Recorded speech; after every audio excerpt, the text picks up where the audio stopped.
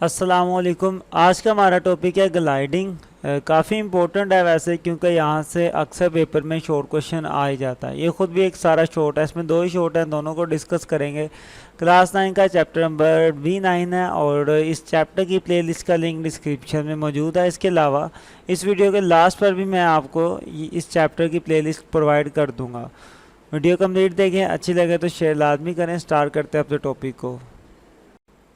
Gliding, तो gliding क्या चीज़ होती है? आपने एक चीज़ देखी होगी अक्सर कि एक बड़ी सी जैसे पतंग नहीं होती, उस टाइप की एक बड़ी सी ना होती है, एक चीज़ बनाई होती है, आप पतंग ही कह लें, वो बनाई होती है। और उसके नीचे कोई भी इंसान उसको पकड़ के बड़ी सी पहाड़ी से छलांग लगाता है और वो अच्छा खासा घूम फिर के कहीं पे लैंड हो जाता है। इसको हम कहते हैं ग्लाइडिंग। ठीक है। अब यहाँ पर सोचने वाली बात यह है कि ये जो इतनी बड़ी पतंग सी है, ये इतना ज़्यादा ट्रैवल कैसे कर लेती है? ना तो इसके ऊपर हमने इंजन लगाया हुआ है, ना कोई और चीज़ है, तो फिर ये कैसे ग्लाइडर्स इतनी देर तक हवा में रहते कहते हैं? उसकी बड़ी सिंपल सी बात है। हमने पीछे वाली वीडियो में एक टॉपिक कवर किया था, उसका नाम था कन्वेक्शन करंट्स। अगर आपने ये टॉपिक नहीं देखा तो आप इस टॉपिक का नाम और इस चैनल का नाम लिख के सर्च करेंगे तो हमारी वीडियो आप तक पहुंच जाएगी। तो कन्वेक्शन करंट्स में हमने ये देखा था कि जब ज़मीन गर्म होती है तो गर्म होने से जो अब ज़मीन के ऊपर जो हवा है वो भी क्या हो जाती है, गर्म हो जाती है। तो ये सारी हवा गर्म होती है, तो गर्म होने से हवा ऊपर की तरफ उठती है, सारी की सारी हवा ऊपर की तरफ उठेगी। तो जब इतनी ज़्यादा हवा ऊपर की तरफ उठेगी तो उठने से क्या बन जाते हैं, कन्वेक्शन करंट्स बनते हैं। और जब ग्लाइडर्स पहाड़ से छलांग लगाते हैं तो बेसिकली ये हवा नीचे से ऊपर आ रही होती है, तो ये अपने साथ इन ग्लाइडर्स को भी उड़ाना शुरू कर देती है। ठीक है। तो ग्लाइडर्स इन करंट्स के ऊपर ही ट्रैवल करते रहते हैं। जब तक ये हवा के करंट्स आते रहते हैं, ये ग्लाइडर्स भी इनके ऊपर ट्रैवल करते रहते हैं। तो ये एक सिंपल सा लॉजिक है कि ज़मीन से हवा ऊपर की तरफ उड़ती है, जिसे हम कन्वेक्शन करंट्स कहते हैं। और ये जो ग्लाइडर्स होते हैं, ये इतनी बड़ी पतंग जो होती है इनके ऊपर, ये सारी की सारी इन करंट्स के ऊपर ही बेसिकली ट्रैवल कर रही होती है। ये हवा इनको ऊपर उठा के रखती है और ये काफ़ी देर तक हवा में ट्रैवल करते रहते हैं, घूमते रहते हैं।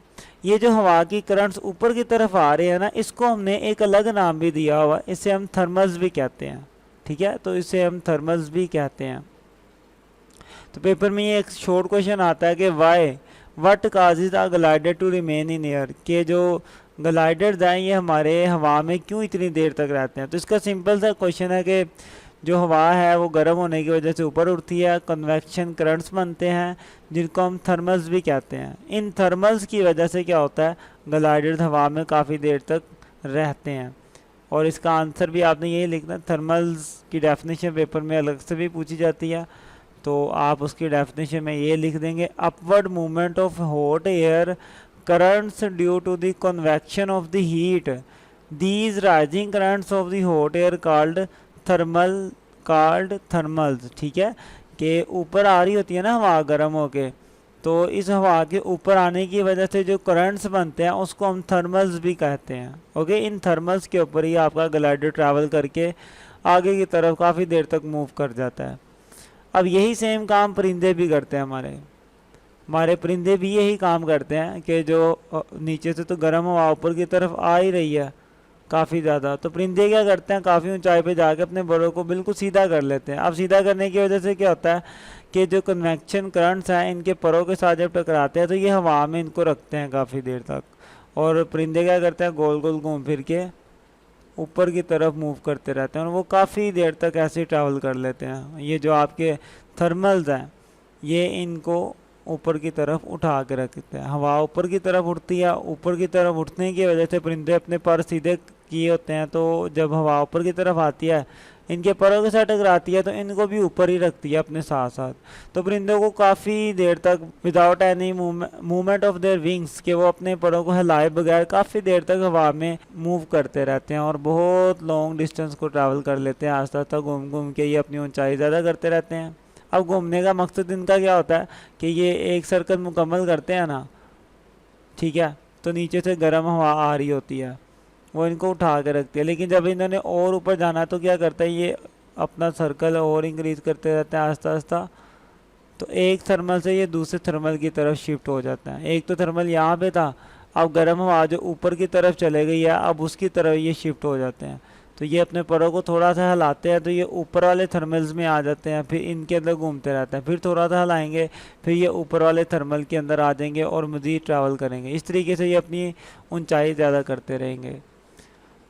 तो यही एक क्वेश्चन भी पेपर में आता है कि how the thermals help bird to fly for hours without flapping their wings, कि अपने विंग्स को फ्लैप किए बगैर, हिलाए बगैर, थरथराए बगैर परिंदे कैसे इतनी देर तक हवा में सफ़र कर लेते हैं। तो सिंपल सा आंसर है कि हवा के जो थर्मल्स होते हैं वो ऊपर की तरफ मूव करते हैं, परिंदे अपने परों को सीधा कर लेते हैं और इन्हीं थर्मल्स के ऊपर ये मूव करते रहते हैं, इसलिए इनको ज़रूरत ही नहीं पड़ती अपने परों को फ्लैप करने की।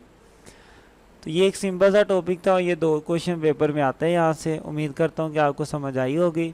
तो टॉपिक होता है आपका कंप्लीट। और किसी टॉपिक पे वीडियो लेने के लिए टॉपिक का नाम और चैनल का नाम लिख के यूट्यूब पे सर्च करें। यहाँ क्लिक करके आप हासिल कर सकते हैं अपने इस चैप्टर की प्लेलिस्ट। यहाँ क्लिक करेंगे तो आपको पूरे न्यूमेरिकल की प्लेलिस्टें मिल जाएंगी। वीडियो अच्छी लगे तो इसको लाइक करें, कमेंट करें और दोस्तों के साथ शेयर भी करें। चैनल को सब्सक्राइब करके रखें। मिलते हैं नेक्स्ट वीडियो में, तब तक के लिए अल्लाह हाफिज़।